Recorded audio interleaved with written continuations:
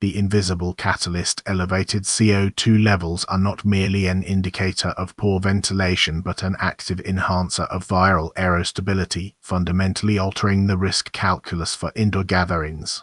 The emerging scientific consensus, crystallized in a pivotal April 2024 Nature publication, presents a paradigm shift for the events industry. The traditional model viewed carbon dioxide CO as a passive proxy for exhaled breath and, by extension, potential pathogen concentration. The new research establishes that CO2 acts as a direct chemical agent, significantly extending the infectious lifespan of airborne viruses like SARS-CoV-2.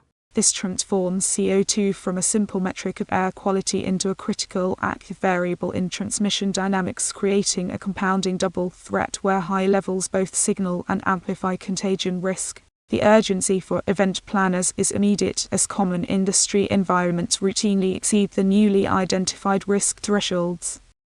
Redefining the baseline, the established ventilation doctrine is now insufficient, as even moderately elevated CO2 concentrations previously deemed acceptable can dramatically increase infection risk.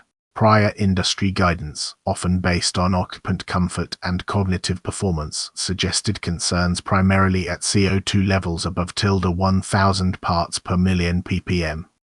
The new data dismantles this framework. The Nature study demonstrates that a moderate increase to just 800 ppm, a level common in many well-managed indoor spaces, causes a tenfold increase in viable SARS-CoV-2 particles after 40 minutes. This effect initiates within 2 minutes of exposure. Contextual real-world measurements reveal the pervasive nature of the threat. Ground transportation and aircraft cabins frequently exceed 1,000 ppm, with peaks during boarding/deplaning surpassing 2,000 ppm. These environments, long considered unavoidable transit zones, must now be re-evaluated as high-risk vectors integral to the attendee journey. The double threat mechanism, CO2's dual role as a tracer gas and a viral preservative, creates a nonlinear escalation of risk in densely occupied, poorly ventilated spaces. The core analytical argument centers on the synergistic interaction of two distinct pathways. First, CO2 serves as its traditional role, a real-time, measurable indicator of rebreathed air fraction. High concentrations confirm that a significant portion of the ambient air has recently been exhaled by others, directly correlating with exposure to any airborne pathogens present. Second, and more critically, the ambient carbon dioxide concentration chemically modifies the microenvironment of viral aerosols.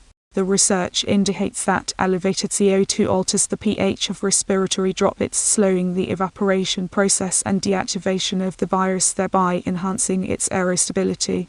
This means that in a crowded conference room measuring 2,000 ppm, not only is there a high probability of infectious exhalations being present, but any virus that is present remains potent and transmissible for a substantially longer duration. Mandate for proactive mitigation. Event planners must transition from passive monitoring to active CO2 management, integrating air quality as a non-negotiable component of duty of care.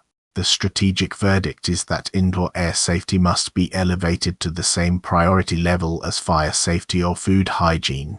Relying on ad hoc ventilation or post-event assessment is an untenable risk. The projection is that venues and suppliers failing to provide verifiable, real-time IQ indoor air quality data, with CO2 maintained well below 800 ppm, will face significant liability and reputational damage. The next steps involve investing in distributed network sensor technology to monitor all event spaces from breakout rooms to shuttle buses, and establishing clear communicated protocols for immediate intervention when thresholds are breached. This shift transforms air quality from an invisible concern into a demonstrable pillar of attendee health and safety, becoming a key differentiator for responsible event design in a post-pandemic landscape.